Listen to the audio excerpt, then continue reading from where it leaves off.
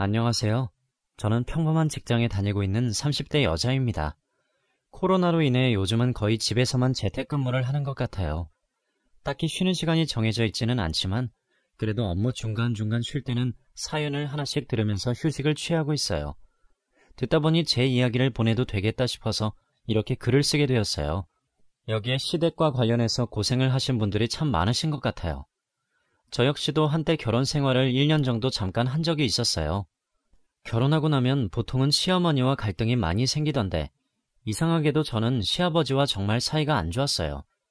제가 일방적으로 서운했다는 말이 더 맞을 것 같은데요. 시아버지와의 갈등은 조금 생소하실 것 같아서 오늘은 제가 겪은 지긋지긋한 시아버지에 대한 이야기를 여러분들께 해드리려고 합니다. 저는 대학을 졸업한 후에 취업을 하지 않고 대학원에 들어갔습니다. 그때는 원대한 꿈이 있었던 것 같아요. 제가 졸업한 학과가 취업이 잘 안 되기도 했고 이 분야의 전문가가 되고 싶은 꿈이 있었기 때문에 내린 결정이었습니다. 사실 학부 공부를 하면서도 시험을 보고 외우기보다는 제 전공에 대해서 이론을 깊이 연구하고 탐구하는 게 재미있었어요. 그래서 당연히 졸업 후 회사에 들어가기보다는 더욱 학문에 매진을 하고 연구원으로 남고 싶었죠. 지금 와서 대학원에 들어간 걸 후회하지만 그때는 기대감이 있었던 것 같아요. 제가 이렇게 학구적인 성격이 될 수 있었던 배경에는 아빠의 역할이 컸어요. 저희 아빠는 제가 하고 싶은 일은 뭐든지 하게 해주시겠다며 열심히 일을 하셨던 분인데요. 중졸 출신 아빠는 늘 배우고 싶었던 욕망이 컸지만 돈을 버느라 그 기회를 놓쳐버렸다고 하셨어요. 중학교 시절에는 항상 반에서 1등을 하며 친구들의 기대를 많이 받았지만 집안에서 셋째 아들로 태어나서 늘 희생을 했다고 하시더라고요. 아빠가 비록 가방끈이 짧으시더라도 제가 본 누구보다 똑똑하고 지혜로운 분이셨어요. 늘 책을 손에서 놓지 않으셨고 어릴 때부터 그런 아빠를 보고 자란 저는 자연스럽게 공부와 친숙해질 수 있었죠. 사실 이런 말하기 쑥스럽지만 학교 다닐 때 머리 좋다는 말을 꽤 들었는데요. 아마 아빠 머리를 닮아서 그런 게 아닐까 라는 생각도 들 정도였어요. 가난한 환경 때문에 마음껏 하지 못했던 공부를 저만큼은 원없이 하게끔 늘 옆에서 응원해 주시고 아낌없이 지원을 해주셨죠. 그래서 어렸을 때부터 늘 저에게 이런 말씀을 하곤 하셨어요. 돈 때문에 배우고 싶은 거 포기하지 마라. 아빠는 늘 너를 응원하고 지원할 테니 너는 아무것도 생각하지 말고 하고 싶은 공부 마음껏 해. 사람은 뭐든지 배워야 돼. 그래서 어린 시절부터 남부럽지 않게 과외도 받고 학원도 다니면서 공부를 했는데요. 제가 지금 여기까지 오게 된 것도 모두 아빠 덕분이라고 생각해요. 저희 아빠는 저의 든든한 지원군이었고 저의 친구 같은 존재였습니다. 제가 아버지를 너무 존경하는 이유 중 하나가 바로 아버지가 하는 일 때문이었는데요. 저희 아버지는 붕어빵 장사를 하시며 저희를 키우셨어요.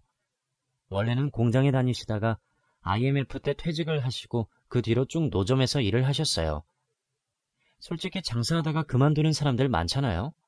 그런데 저희 아버지는 매일 새벽에 나가서 재료를 사고 정확히 9시부터 장사를 시작하셨고 재료가 모두 소진될 때까지 집에 들어오지 않으셨어요. 게다가 하루도 쉬지 않고 1년 365일 일을 하셨죠. 어렸을 때는 늘 바쁘고 밖에 나가 일을 하는 아빠가 이해되지 않았지만 커서 보니 그게 얼마나 대단한 일인지 알겠더라고요. 장사를 하다 보면 가장 힘든 게 사람 대하는 일이라고 하잖아요.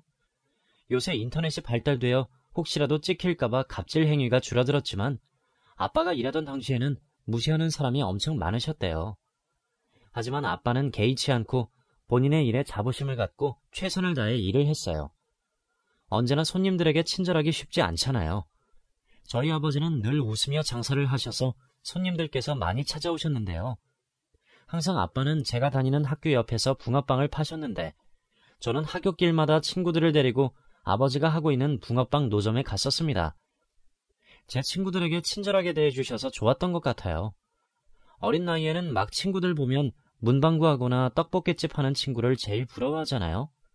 그래서 친구들이 많았던 것 같았고 아빠가 정말 자랑스러웠던 것 같아요. 하지만 커갈수록 친구들이 저에게 아버님 아직도 붕어빵 장사해? 하고 물어보곤 했는데요. 그럴 때마다 눈빛이 뭐랄까 조금은 무시하는 듯한 뉘앙스였거든요.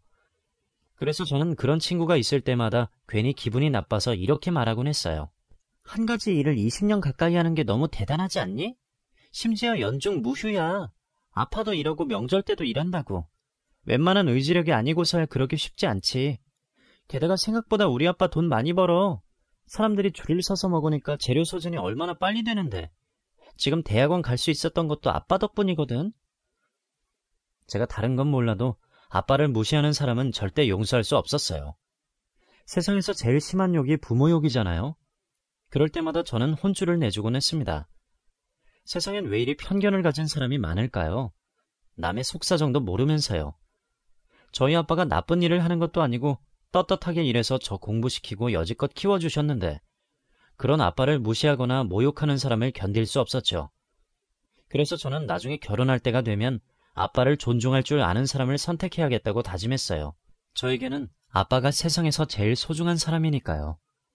아무튼 저는 대학원을 다니면서 남자친구를 사귀게 되었어요. 이것도 썰을 풀자면 엄청 긴데 간단히 말하면 남자친구가 저를 1년 넘게 짝사랑하고 쫓아다니다가 겨우 받아주었어요. 사실 제가 어렸을 때부터 예쁘다는 소리를 많이 듣고 자랐거든요. 대학교 다닐 때는 연예기획사의 명함도 많이 받을 정도로 나쁘지 않은 외모를 가지고 있었어요.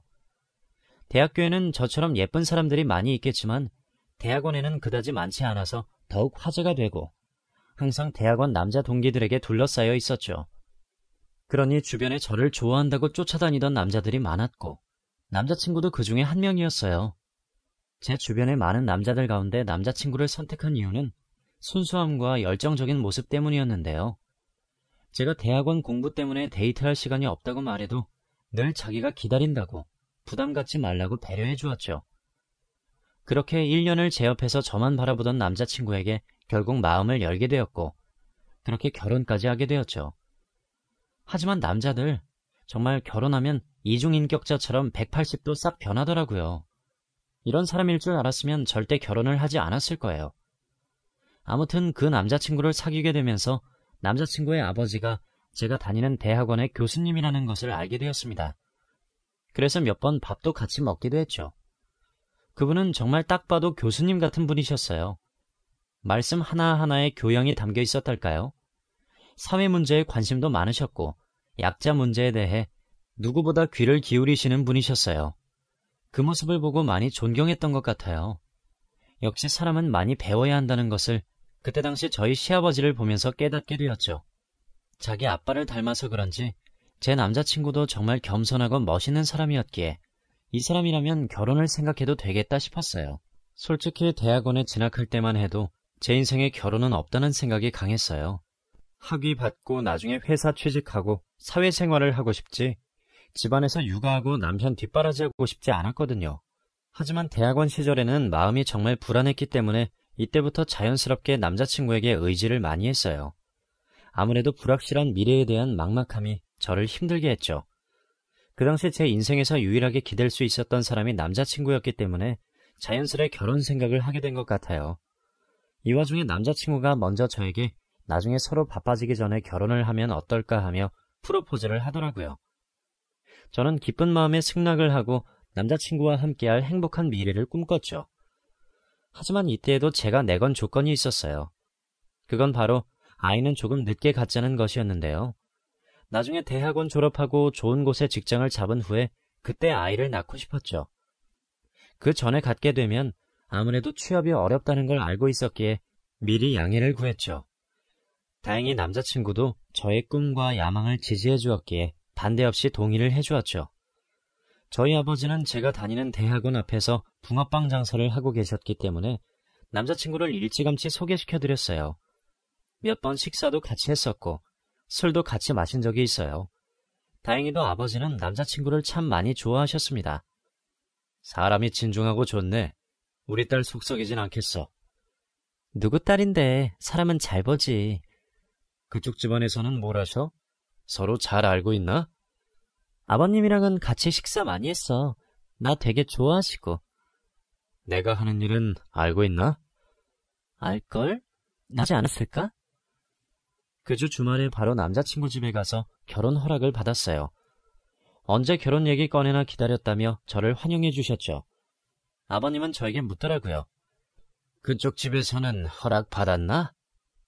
네, 너무 좋아하세요. 다행이구만. 예비 사돈 하시는 일이 어떻게 되시고?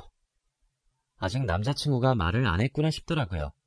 그래서 제가 말씀드렸습니다. 대학 앞에서 붕어빵 장사하고 계십니다. 아, 그래? 후문 쪽에? 네, 거기서 하고 계세요. 아, 그래? 내가 거기 몇 번 지나가면서 보긴 했지. 그분이시구만. 잠깐의 정적이 있었지만 아버님은 참 대단한 분이시구만 하며 긍정적으로 받아주셨어요. 그렇게 저는 양가의 허락을 받고 결혼을 준비하게 되었습니다. 어느덧 상견례를 하게 되었고 분위기가 화기애애했습니다. 그러던 중 아버님께서 저희 아빠에게 이런 말씀을 건네셨어요. 붕어빵 장사를 참 오래 하셨네요. 허허, 네네, 그렇습니다. 이제는 힘들지 않습니까? 계속 서서 일하지 않습니까? 다른 직업을 가져보는 건 어떠실지. 네? 그렇지 않습니까? 저희는 학생들 가르치고 논문 쓰다 보면 보람이 있거든요. 직업은 보람이 있어야 한다고 생각하는 편이라. 저도 보람이 있습니다. 학생들 만나는 게 즐겁고 행복하고 내 딸 같고 그렇습니다. 네, 그러시군요. 참 대단하십니다. 전체적으로 분위기는 좋았지만 묘하게 툭툭 건드리는 듯한 예비 시아버지의 말투가 조금 거슬리긴 했지만 정말로 궁금해서 그런 말씀을 하시는구나 싶어 넘겼습니다. 사실 저조차도 아빠가 그 일을 오랫동안 해서 걱정이 됐거든요. 관절도 안 좋으신데 매일 서서 일하는 게 보기 안쓰럽기도 했고요. 꽤 돈을 벌었는데도 항상 경차만 고집하셨고 10평대 아파트에서 검소하게 사셨습니다. 그래서 속상해서 아빠에게 좀 누리고 살아 하며 눈물을 글썽인 적도 있는데 아빠는 늘 누리고 살다 보면 삶에 안주하게 된단다 하시며 늘 허리띠를 졸라매고 사셨어요. 그게 아빠의 인생 스타일이었던 것이죠. 늘 검소하게 아끼며 살았기에 돈을 버셔도 어떻게 쓸 줄을 전혀 모르셨어요. 매일 똑같은 옷에 똑같은 일상만 사는 게 아빠의 인생이었어요. 그런 아빠가 내심 안쓰럽기도 했지만 이제 와서 억지로 그런 성향을 제가 바꿀 수도 없는 노릇이었어요. 이미 청첩장이 나온 마당에 결혼을 엎을 수도 없는 노릇이고 아버님의 말을 그냥 못 들은 척 했던 것 같아요. 먼 훗날 그날을 영영 후회하게 될 줄은 꿈에도 몰랐습니다. 아무튼 저는 남자친구와 결혼을 진행했고 신혼생활을 시작했습니다. 그때까진 알지 못했죠. 시아버지가 본격적으로 저희 아빠를 무시할 거라는 것을요. 그렇게 저희 가족은 대학이라는 한 공간에서 각자의 일을 하게 되었습니다. 자주 마주치다 보니 넷이서 식사를 할 때가 종종 있었는데요. 그런 자리가 있을 때마다 시아버지는 저희 아빠에게 넌지시 묻곤 했습니다. 따님 학교라서 근처에 있는 겁니까? 네, 웬만하면 딸이 있는 곳에서 일합니다. 법적인 규제가 없을 땐요. 그러시군요. 요즘 말로 딸 바보이신가 봅니다. 네, 그렇습니다. 저희 딸이 열심히 공부하는 모습만 보면 제가 다 뿌듯하더라고요. 주변 교수들이 묻더군요. 붕어빵 장수가 사돈이냐고요. 그런데 제가 차마 대답을 하지 못했습니다. 왜 그러십니까? 그게 이런 말씀 실례가 되는 거 압니다만 솔직하게 말씀드리고 싶습니다. 사실 제가 대학에서는 꽤 유명한 교수인데 사돈과 같은 공간에서 일하는 게 부담스럽습니다. 보는 눈이 많으니까요. 제가 하는 일이 부끄러우신 겁니까? 저도 어쩔 수 없는 사람인가 봅니다. 자꾸 신경이 쓰이더라고요. 네, 그럴 수 있죠. 하지만 일하는 곳을 당장 옮기는 게 쉽지도 않고 그럴 필요도 없는 것 같습니다. 죄송합니다만 그 말을 들을 수 없겠네요. 굳이 이렇게까지 하셔야겠습니까? 솔직히 사돈도 불편한 거 아닙니까? 저는 못 배운 여한이 있어서 늘 학생들에게 붕어빵을 팔았습니다. 싸게 든든하게 먹을 수 있는 곳이 어디에도 없지 않습니까? 저는 사실 이해를 할 수 없습니다. 그 나이에 아직까지 붕어빵을 파시는 게 솔직히 교수인 제 입장에서는 꺼려질 수밖에 없어요. 직업에 귀천은 없습니다. 붕어빵 팔면서도 제 딸 남부럽지 않게 키웠고 어학연수까지 보냈습니다. 저는 제 일이 부끄럽다고 생각한 적 단 한 번도 없습니다만 사돈은 저와 생각이 다르신가 보군요. 이런 말씀 드려 죄송합니다. 기분이 나쁘셨다면 제가 사과하지요. 사과까지 할 필요 없으십니다. 생각이 다른 것뿐이니까요. 그 자리가 끝난 뒤 저와 남편은 집에 돌아와 말싸움을 했어요. 정말 속상했거든요. 아버님이 잘못하신 거야. 우리 아빠 거기서 일하는 게 뭐가 어때서? 미안해. 하지만 아버지 위치가 있잖아. 사실 교수님들한테 뒷말이 많이 오가나 봐. 뒷말? 그게 뭐 어때서? 사돈이 붕어빵 장사하면 안 되는 이유라도 있어? 대단한 직업이라도 갖고 있어야 하냐고. 사실 아버님한테 너무 실망했어. 교수라는 사람이, 약자에 대해서 관심이 많은 사람이 왜 붕어빵 장수를 무시하는 거야? 나는 솔직히 이해가 안 돼. 우리 아빠 이래봬도 그 일에 자부심 있어. 인기도 많고 교수인 시아버지보다 훨씬 더 훌륭한 분이시라고.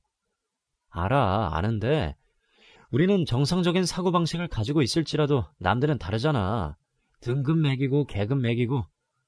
시아버지가 또 그 얘기 하시면 다시는 안 볼 테니까 그런 줄 알아. 그냥 휩쓸려서 그런 말씀 하신 걸 거야. 워낙 교수 세계가 그렇잖아. 학생들 가르치는 교수님들이 그런 사고방식이면 어떡해. 진짜 실망이야. 알았어. 이제는 안 그러실 거니까 화 풀어. 솔직히 거기서 끝날 줄 알았어요. 저희 아빠가 기분 나쁜 티를 내셨으니 더 이상 그 말씀은 안 하시겠지 싶었죠. 그런데 이게 웬걸. 시댁에 갈 때마다 그 얘기를 꺼내시는 거예요. 주영아, 네가 아버지한테 잘 말해보면 안 되겠니? 아무리 생각해도 이건 아닌 것 같아서 그래. 아니면 붕어빵 장사 말고 좀 괜찮은 일 하시면 안 될까? 저희 아버지 일에 관여하고 싶지 않아요. 이제 와서 직업을 바꾸시라고 하시면 저 솔직히 당황스러워요. 나는 너희 결혼하고 나면 그 일 그만둘 줄 알았지. 딸 시집 보냈으니 솔직히 이제 돈 벌 이유가 뭐가 있겠어. 시집자금 마련해서 보냈으니 그만두셔야지. 아직 건강하세요. 그 일 하는 거 좋아하시고요. 학생들이랑 이야기 나누면 힘이 나고 젊어지시는 것 같대요. 그렇게 즐겁게 일하시는 분이세요. 동료 교수들이 거기서 붕어빵 사 먹을 때마다 딸이 이 학교 대학원생이고 이름까지 말해준다더라. 그러면 사돈이 나라는 게 금방 밝혀지고 사람들이 뒤에서 쑥덕대고 나는 영문도 모른 채 뒷말의 주인공이 되는데 그걸 가만히 듣기만 해야겠어? 아버님, 자꾸 그런 얘기 하시면 저는 어쩔 수 없이 말씀을 안 들을 수밖에 없어요. 저희 아버지 고집 제가 어떻게 꺾겠어요. 그러니까 시간을 두고 살살 달래보란 말이야. 딸 말이라면 고지고대로 들으시더만. 아버님, 혹시 저 결혼 허락하신 거 후회하세요? 그런 게 아니라 솔직히 사돈끼리 격이 맞아야 되는 건데 이게 참 난감하단 말이지. 물론 우리 며느리 착하고 좋지, 심성도 좋고. 그러니까 저희 아버지가 격이 안 맞다는 말씀이신가요? 아무튼 잘 좀 말해보라는 뜻이지. 주영이 너도 아버지가 떵떵거리는 일 하고 살면 좋은 거니까. 항상 시아버지와 대화하다 보면 쳇바퀴처럼 제자리를 돌곤 했습니다. 저는 아버지를 부끄러워하는 시아버지에게 서운했고 시아버지는 자신의 위치가 있는데 고작 학교 앞에서 붕어빵을 파는 저희 아빠를 부끄러워했어요. 사실 그 간격을 어떻게 좁힐 방법이 없었습니다. 서로의 생각이 너무 달랐으니까요. 여기서 솔직히 말씀드리자면 저희 아빠가 시아버지보다 돈을 더 잘 벌었어요. 보기에는 저희 아빠가 너무 검소하시니까 남들이 많이 무시하곤 하는데 저희 아빠는 자신의 갈 길을 꾸준히 걸으시는 분이셨죠. 저는 그런 아빠의 모습이 좋았고요. 그런데 시아버지 때문에 속이 상하는 날이 많았습니다. 아무래도 같은 학교다 보니 시아버지와 마주치는 일이 많았는데요. 그럴 때마다 같이 점심을 먹거나 커피를 한잔 하는 경우가 많은데 그럴 때마다 하시는 말씀이 전부 제 가슴에 박혔죠. 사실 남자친구의 아버지였을 때와 시아버지가 되었을 때와 차이가 너무 심해서 당황스럽기도 했어요. 나름 학생들에게 젊은 감성을 가진 교수로 촉망받는 분이신데 며느리한테는 보수의 끝판왕이시더라고요. 일주일에 한 번은 꼭 와서 밥을 차려다오. 여행 갈 땐 시댁에 꼭 보고하고 같이 갈 건지 물어봐야 한다. 김장은 꼭 매년 와서 배워야 하고 이번 학기가 끝나면 임신 준비를 해야 한다 등등. 시간이 많이 흘러서 모두 기억나진 않지만 시아버지는 저에게 요구하는 게 꽤 많았어요. 제가 저희 아빠를 모욕하는 것만큼 참을 수 없는 부분이 있었는데 그건 바로 다름 아닌 임신 문제였어요. 솔직히 시어머니랑 임신에 관련된 말을 나누는 것도 불편하고 창피한데 그 문제를 매번 시아버지와 이야기하게 되니 여간 스트레스 받는 게 아니더라고요. 결혼 전에 남편이랑 확실하게 이 부분에 대해서 상의하고 나중에 안정적으로 직장 생활을 한 다음에 갖겠다고 말씀을 드렸지만 완강하게 거부를 하시더라고요. 건방지게 어디서 너네 마음대로 손주 계획을 세우냐며 여자는 30 넘으면 애 들어서기 힘들다며 자기는 무조건 학기 끝나면 임신하는 걸로 알고 있겠다고 완강하게 고집을 부리시더라고요. 그러니 얼마나 속상한지 거기다 대고 차마 대들지를 못하겠더라고요. 이때 옆에서 남편이 중간 역할만 제대로 해주었어도 지금 이혼까지 하지는 않았을 거예요.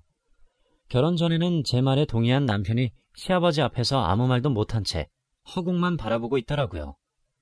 그렇게 무책임하고 모른 척하는 모습에 그때부터 정이 떨어졌던 것 같아요. 게다가 저는 시댁 바로 아랫집에서 살았어요. 그러니 일주일이 아니라 하루에도 몇 번씩 저희 집 초인종을 누르고 아무 때나 방문을 하셨어요. 마치 제 집인 양 사전에 어떤 통보도 없이 찾아오시니 저는 집안에서 편안하게 잠옷조차 입고 있지 못했어요. 그래서 늘 초인종이 울리면 가슴이 철렁했습니다. 언제 찾아오실지 모르니까요. 언제 한 번은 동료 교수분들을 데리고 저희 집에 오시더라고요. 우리 며느리 술안주 얼마나 잘 만드나 한번 보자. 술상 좀 차려와라. 집에 있는 게 별로 없는데. 있는 대로 척척 만들면 되지 뭘. 그날은 대학원 논문 준비로 가뜩이나 밤을 새워야 할 판에 연락도 없이 찾아오시더라고요. 남편 놈은 나몰라라 쿨쿨 잠이나 자고 있고 저는 공부하기도 바빠 죽겠는데 그 와중에 시아버지와 동료 교수님의 술상을 차려드려야 했죠. 저희 시아버지는 술을 정말 많이 드시는 편이셔서 일주일에 한두 번은 저희 집에 오셔서 훈화 말씀을 하고 주무시고 가시곤 했습니다. 그럴 때마다 저희 아빠 얘기는 꼭 나왔죠. 못 배우면 추운 날 추운 데서 일하고 더운 날 더운 데서 일하는 거야. 여름에 에어컨 나오는 곳에서 일하는 게 얼마나 편한지 알아? 술을 마시면 하시는 말씀이 더 노골적으로 변하셨어요. 그럴 때마다 저는 대충 웃으며 대답해드렸어요. 네네, 아버님 해장국 끓여드릴까요? 그래, 해장국 좀 끓여와 봐라. 칼칼하게. 내가 원하는 스타일 뭔지 알지? 어차피 깨어나면 했던 얘기들을 다 까먹으시더라고요. 그래서 늘 상처받는 건 저뿐이었죠. 이렇게까지 결혼 생활을 해야 하나 싶고 슬슬 시댁에 정이 떨어질 때쯤 사고가 터지고 말았습니다. 저희 집안이 아주 들썩일 정도로 대형 사고였어요.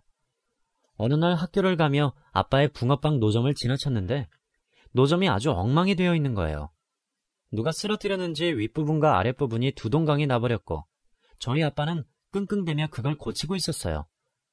아빠, 이게 대체 무슨 일이야? 아니 글쎄, 누가 밤중에 이걸 이 지경으로 만들어놨지 뭐냐?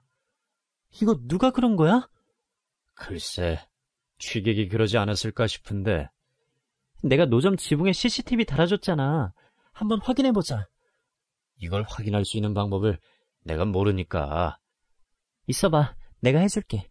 저는 지붕에 달려있는 CCTV에서 칩을 뺀 다음 노트북에 끼워서 어젯밤에 무슨 일이 있었는지 확인해봤어요.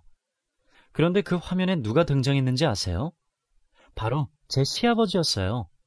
깜깜한 새벽에 비틀비틀대며 노점 곁으로 다가오더니 발로 마구 노점을 차셨고 결국 노점이 앞으로 쏠려서 두 동강이 나버리고 말았습니다. 아무리 술이 취해도 이건 좀 아니잖아요? 저희 아빠도 그 영상을 보시고는 한숨을 푹 쉬셨어요. 아빠, 미안해, 나 때문에. 주영아, 아빠도 이제 더 이상은 못 참겠어. 남의 천직을 이렇게 깔아뭉개도 되는 거니? 아빠는 많이 격분하셨고 사돈에 대해서 많이 실망하셨어요.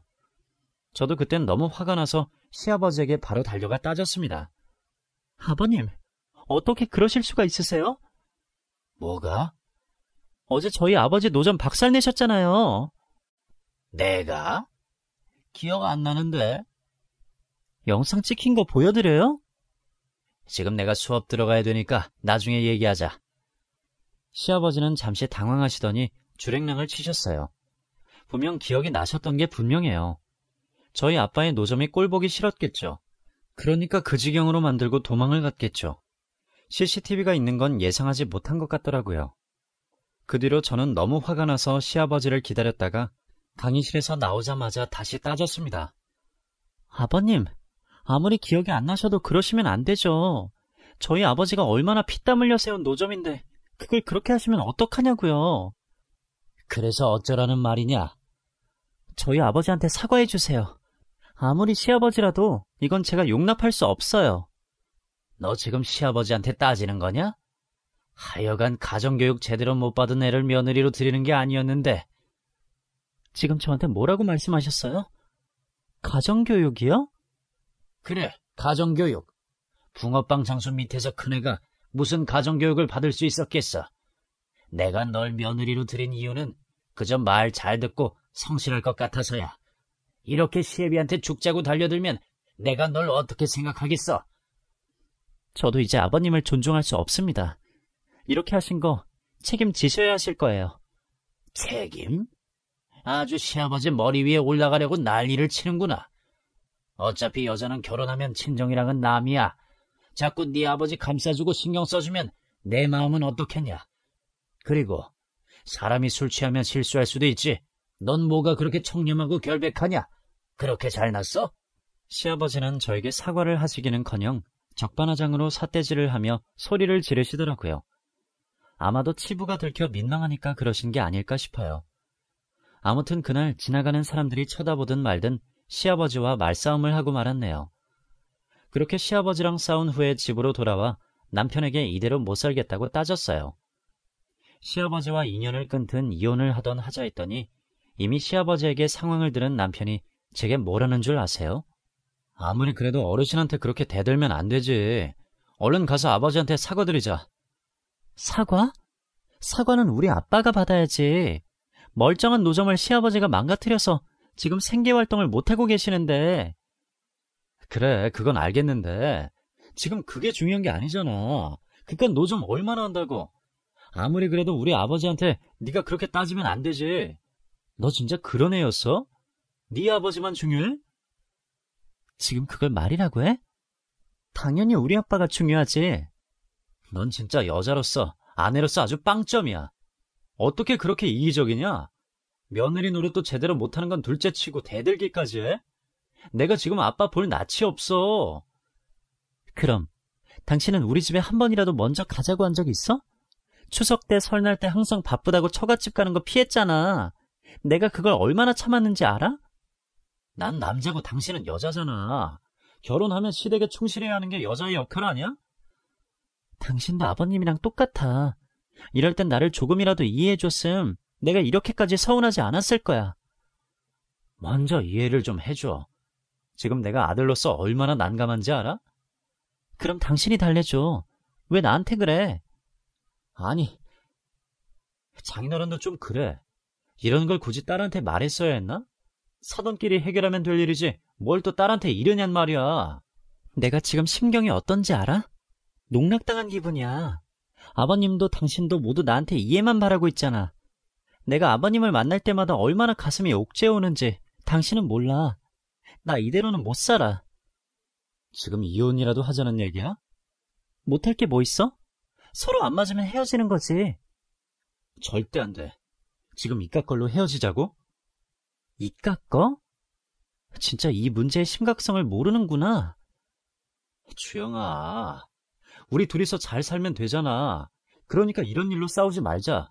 그러니까 일단 진정하고 천천히 생각해. 나중에 후회하지 말고. 결혼하고 나서 변한 건지 아니면 원래 이런 사람이었는지는 모르겠지만 철저하게 자기 아빠 편만 드는 남편을 보니 이 결혼을 이어갈 가치가 있을지 너무 고민이 되더라고요. 누가 봐도 시아버지가 먼저 잘못한 게 분명한데 미안해하기는커녕 오히려 제가 무리하게 굴었다며 사과를 요구하는 남편의 모습이 이해되지 않았어요. 그러니 더 이상 시댁의 애정도 사라지고 남편에 대한 기대도 사라져서 정말 괴로운 시간을 보냈습니다. 그 와중에 대학원 생활을 해야 한다는 게 고역이었어요. 이혼이라는 게 말이 쉽지 정말 신중해야 되는 거잖아요.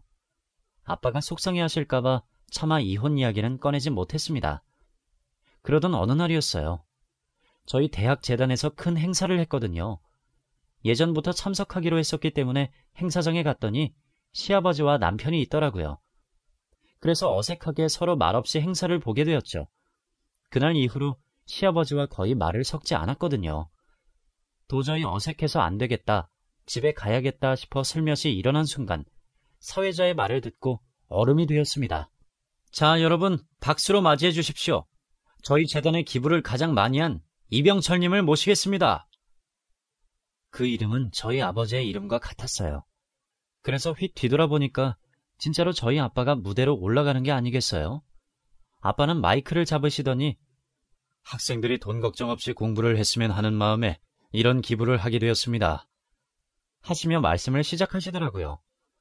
알고 보니 저희 아빠는 예상보다 더 막대한 돈을 대학에 기부하고 계셨습니다. 아끼고 아껴 학생들에게 장학금을 준 것이죠. 그 금액이 생각보다 커서 놀랐어요. 사실 아빠가 그렇게 많은 돈을 기부했을 줄 몰랐거든요. 저희 시아버지의 표정을 봤더니 아주 가관이었습니다. 입을 떡 벌리고 계시더라고요. 그토록 무시했던 사돈이 자신이 다니는 대학의 최대 기부자라는 말을 들으니 놀랄만도 했죠. 그때 저희 아버지의 모습은 그 어떤 사람보다 더 멋졌습니다. 저분이 저희 아버지라는 사실이 너무 자랑스러웠어요. 저희 아버지가 무대에서 내려왔고 저는 아버지에게 달려갔어요. 아빠, 왜 나한테 말 안 했어? 몰랐잖아. 쑥스러워서 뭐하러. 여태껏 그럼 대학에 기부하고 있었던 거야? 우리 딸이 다니는 대학에 뭐라도 도움이 되고 싶어서 기부라도 하자 싶었지. 큰돈도 아닌데 굳이 말할 필요가 없을 것 같아서 말 안 했어. 그런데 내가 최대 기부자라고 하니까 진짜 쑥스럽대. 그때부터 저희 시아버지의 태도가 확 바뀌셨습니다. 그날 시아버지는 생전 처음 보는 미소를 지으시며 저희 아빠에게 다가오시더라고요. 사돈, 그런 선행을 하고 계셨으면 진작 말씀을 하시지 그러셨어요. 굳이 알리고 싶지 않았습니다. 저희 동료들에게 인사 한번 하러 가실까요? 죄송하지만 제가 바빠서요. 이만 저는 가보겠습니다. 아버지가 자리를 떠나신 후 그날 시아버지는 저에게 많은 걸 물어보셨어요. 사돈 월 매출이 얼마나 되냐? 저는 잘 몰라서요. 아니, 그렇게 많이 벌 줄은 몰랐네. 대학에 기부까지 할 정도면 정말 대단한 건데. 사돈의 재력을 알게 되면서 시아버지는 태도가 돌변하셨어요. 저희 아빠가 본인보다 수입이 더 많을 거라는 생각을 전혀 못했는지 계속해서 아빠의 한 달 수입에 대해 궁금해하시더라고요. 그때부터 본격적으로 저희 아빠를 다시 보기 시작하신 것이죠. 그날 저희 아빠와 잠깐 통화를 했는데요. 저에게 이런 말씀을 하시더라고요. 사돈이 참 속물인 것 같더라. 아까 나한테 문자 왔어. 조만간 술 한잔 하자고. 이제 와서? 그날 다 같이 만나서 제대로 얘기 좀 하자. 나도 사돈한테 할 말이 있으니까. 시아버지는 그 뒤로 저에게 조심스럽게 대하기 시작하셨는데요. 저는 사실 돌변한 시아버지가 좀 당황스러웠어요. 심지어 남편조차 저를 대하는 태도가 바뀌었어요. 이번 주 주말에 처가에 한번 다녀올까? 갑자기? 그냥 장인어른 혼자 쓸쓸하실까봐 혼자 TV만 보고 계시잖아. 언제는 명절에도 못 가게 했으면서? 그거야 그땐 내가 너무 바빴으니까. 솔직히 말해. 붕어빵 장사하던 아빠가 고액 기부자라니까 달리 보이는 거지? 아니야, 내가 그런 놈으로 보여? 나 솔직히 당신이랑 결혼한 거 후회해. 겉으로는 청렴한 학자인 척, 편견 없는 척 하면서 속으로는 물질 만능주의에 찌들어 있잖아. 안 그래? 그러면 넌 우리 아버지 교수라서 나랑 결혼한 거 아니야? 아니야. 난 적어도 아버님이 사람을 진실되게 볼 줄 안다고 생각해서 결혼 결심한 거야. 그런데 막상 결혼해보니 아니더라. 그럼 나는 당신한테 실망 안 한 줄 알아? 그만하자. 당신이랑 매번 똑같은 이유로 싸우는 거 지겨워. 그날도 남편과 한바탕을 하고 지쳐서 잠이 들었네요. 이제 더 이상 남편에 대한 사랑도 없고 가족에 대한 책임감도 생기지 않았어요. 먼저 책임을 져버린 건 남편이었으니까요. 같은 처지이면서 늘 집안일은 제 몫이었고 시댁에 최선을 다해야 하는 사람도 저였어요. 그 인간과 살다 보니 어느새 번아웃이 오더라고요. 그래도 돈 들였는데 대학원은 졸업해야지 싶어서 열심히 공부를 했지만 집안일에 지쳐 늘 꾸벅꾸벅 졸고 말았죠. 나를 위해서라도 이혼을 해야겠다는 생각이 들더라고요. 제가 상상한 결혼 생활과는 정반대였어요. 늘 외로웠고 고독했고 참담했습니다. 안정과 평화를 위해 결혼을 했는데 늘 전쟁통이었어요. 저와 아빠를 무시하는 시아버지와 그걸 방관하는 남편에게 너무 실망했던 나날들이 정말로 주마등처럼 스쳐 지나가더라고요. 그 후 며칠 후 저희 아빠와 시아버지 그리고 남편과 제가 한 술집에서 만났어요. 시아버지는 싱글벙글 웃으며 바쁘신데 불러주셔서 감사합니다 하더니 아빠에게 술을 따라주시더라고요. 그렇게 다 같이 한 잔을 마신 뒤 저희 아빠가 술잔을 내려놓더니 본론부터 꺼냈습니다. 저희 딸 이혼시키겠습니다. 시아버지는 갑작스러운 아빠의 선언에 놀라 말을 더듬더라고요. 그게 무슨 말씀이십니까? 사돈이 왜 그런 말씀을 하시죠? 저희 소중한 딸, 그 집에서 나오게 하고 싶습니다. 항상 저희 집 무시하셨지 않습니까? 붕어빵 장사가 그렇게 무시당할 일이라고 생각하십니까? 무심코 던진 돌에 개구리가 맞아 죽는 법입니다. 제가 여태껏 얼마나 상처를 많이 받았는지 사돈은 절대 알지 못할 겁니다. 그건 제가 미안합니다. 워낙 남의 말에 잘 흔들리는 타입이라 제가 본의 아니게 상처를 드린 것 같습니다. 됐습니다. 이제 사돈으로서 인연은 여기까지 하시지요. 시아버지는 타깃을 돌려 저에게 묻더라고요. 주영아, 너도 사돈이랑 같은 생각이냐? 네, 이혼하고 싶습니다. 사실 아버지랑 의논을 끝낸 상태예요. 아무래도 아버님이랑 저는 인연이 아닌 것 같아요. 어떻게 부부의 연을 그렇게 쉽게 끊어버리는 거야? 쉽게 아닙니다. 제가 여태껏 많이 참아왔어요. 계속 버티다간 제가 죽을 것 같아서 이렇게 말씀드리는 거예요. 다시 생각해보면 안 되겠니? 다음에는 아버님께 잘 맞춰주는 며느리 들이세요. 저는 아닌가 봅니다. 그렇게 저희는 술집에서 이혼을 선언했어요. 그 집안에 너무 질렸던 것 같아요. 하루빨리 이혼을 하고 싶더라고요. 결국 저는 그날 바로 짐을 빼서 아빠가 사는 집으로 옮겼어요. 쇳불도 단김에 빼라고 바로 이혼을 진행했죠. 계속 시아버지와 남편에게 설득을 당했지만 이제 더 이상 그 집과의 인연을 이어가고 싶지 않았습니다. 그래서 결국 이혼 서류에 도장을 찍게 되었죠. 결과적으로 이혼을 잘한 것 같습니다. 이혼 후 얼마 후 큰 사건이 터졌거든요. 시아버지가 뒤에서 힘을 써서 남편의 대학원 입학을 도와준 게 들통이 났어요. 한마디로 요새 한창 사회적으로 문제가 되는 부정 입학을 교수가 직접 도와준 셈이죠. 게다가 여기서 끝이 아니었어요. 다들 아시다시피 대학원생들은 자신의 전공 분야에 관련된 논문을 작성해야 졸업이 가능한데요. 글쎄 남편의 졸업 논문 작성까지도 시아버지가 도와주었다고 해요. 더 정확히 말하면 도와준 걸 떠나서 다른 대학원생이 쓴 논문을 표절해서 갖다 붙인 셈이었죠.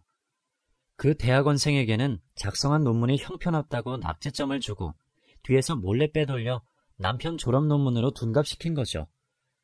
그러고 보니 남편과 연애 시절부터 이상하긴 했어요. 저는 아침 저녁으로 원서나 각종 논문 자료들을 읽으며 눈코 뜰 새 없이 바쁘게 산 반면 남편은 늘 띵가띵가 놀러 다녔거든요.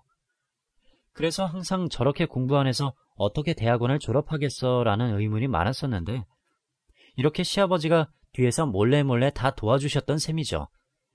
남편이 학부도 이 대학에서 나왔는데 대학 입학도 시아버지의 입김이 어느 정도 적용하지 않았나 하는 생각이 듭니다.